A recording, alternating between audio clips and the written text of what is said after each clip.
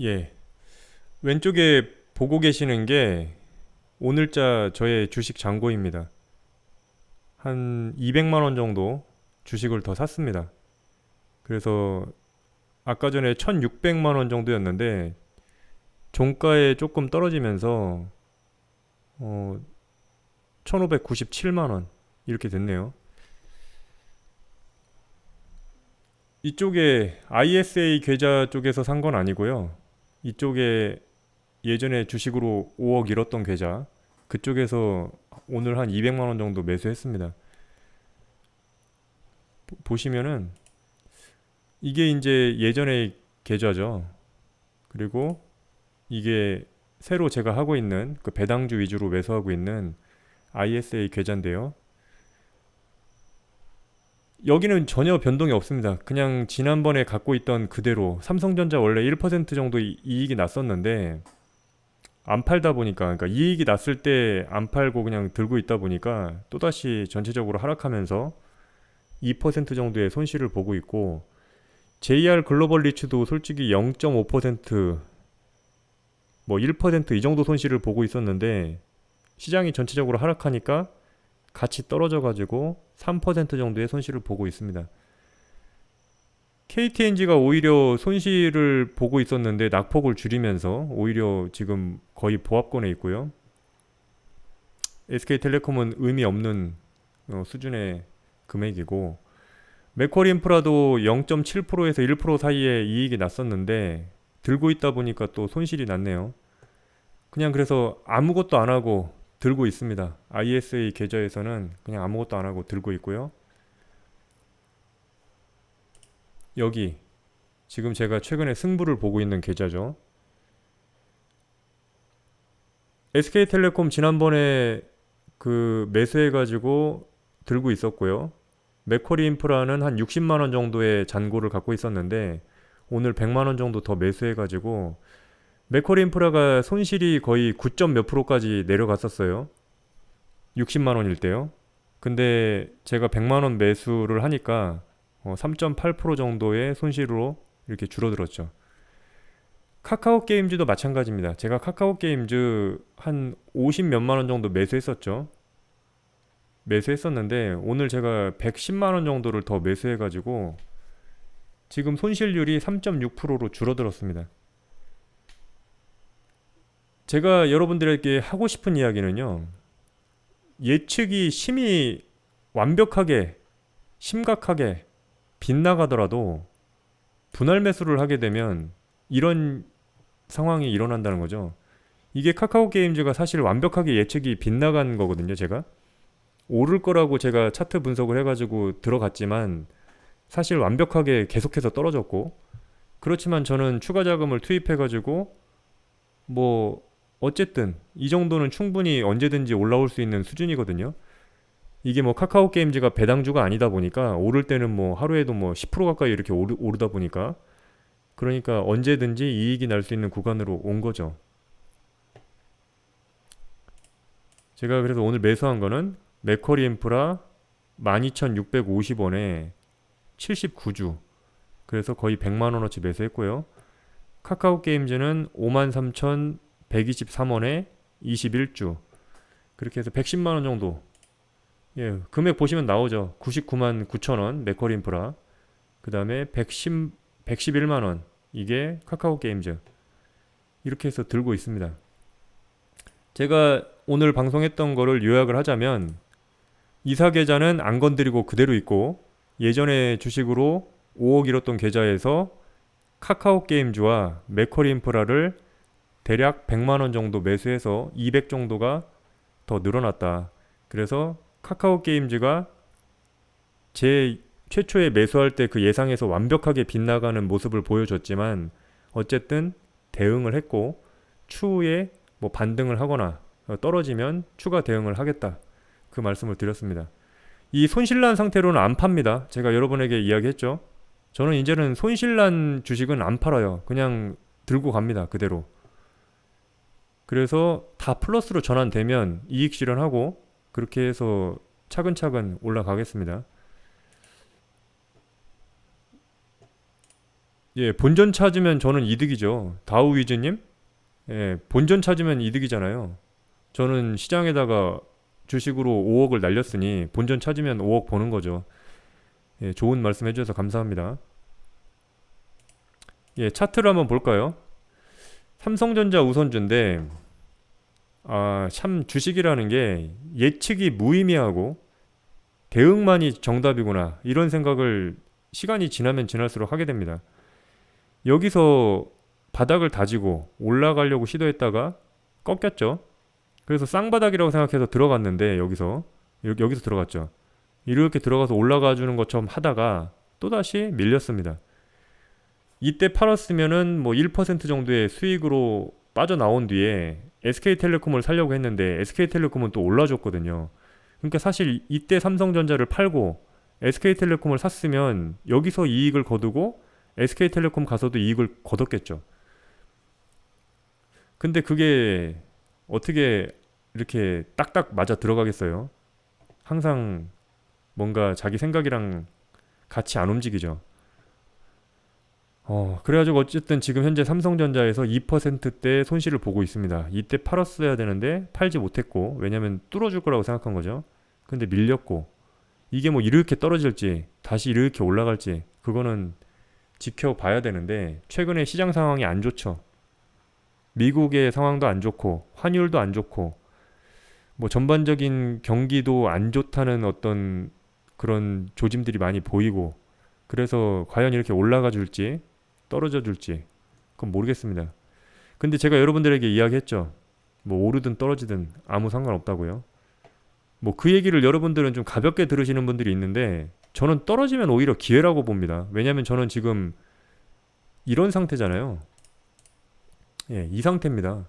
아직 충분하게 뭔가 주식을 못 샀어요. 저가에서.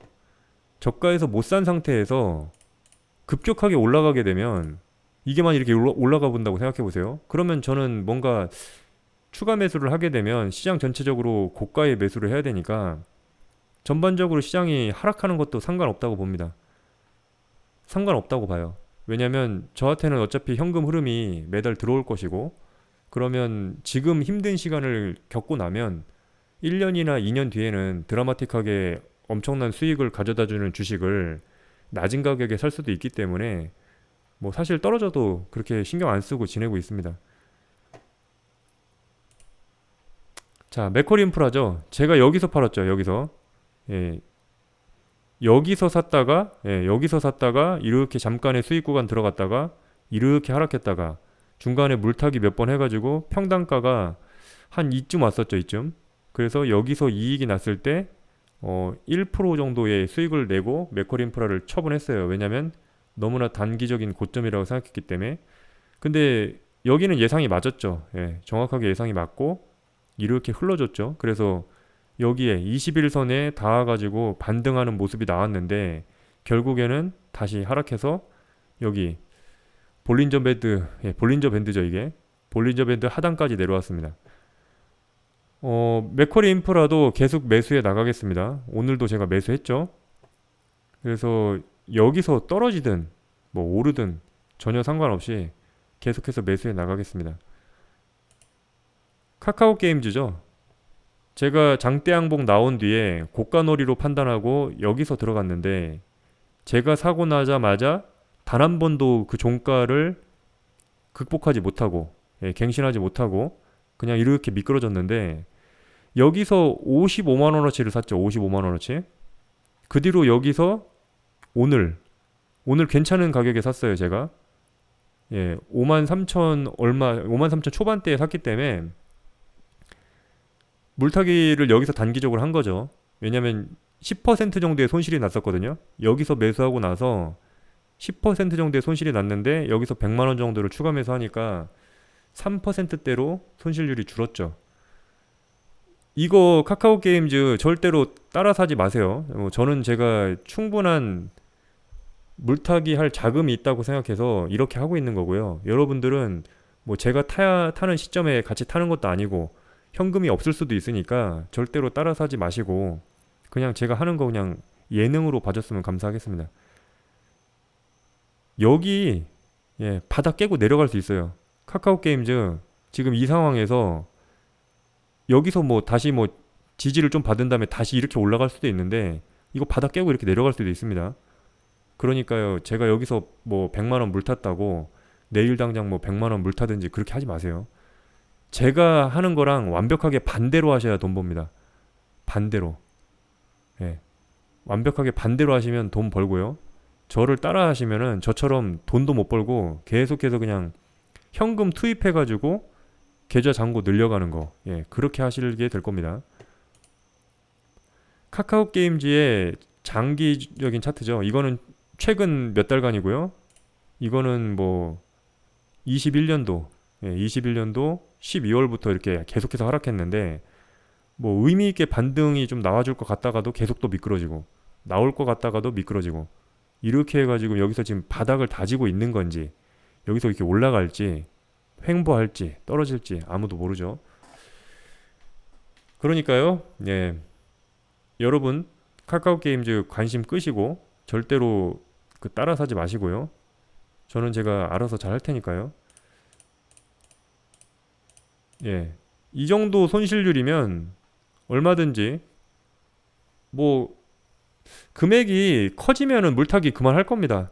예를 들면 카카오 게임즈를 제가 한 뭐 400까지 물탔는데 뭐 반등의 기미도 안 보인다. 그러면 그냥 들고 가겠습니다. 400 그 상태로.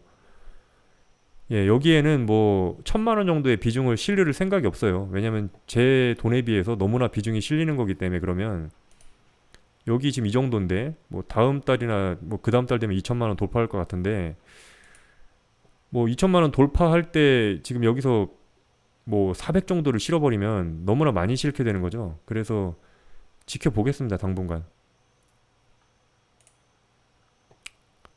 예, 물타기 40%할 때 효과 좋은 거는 알고 있겠는데 거의 안 오죠. 40% 정도가 지금 또 올까요? 삼성전자가 40% 하락이 올까요? 과연? 뭐 올 수도 있겠지만 가능성은 희박하기 때문에 뭐 한 10%대에서 물 타는 거죠. 예, 카카오 게임즈도 뭐 50만 원 정도밖에 안 샀으니까 10% 났을 때 물 탄 거고요. 맥쿼리 인프라도 마찬가지입니다. 10%날 때 물 탄 거거든요. 예.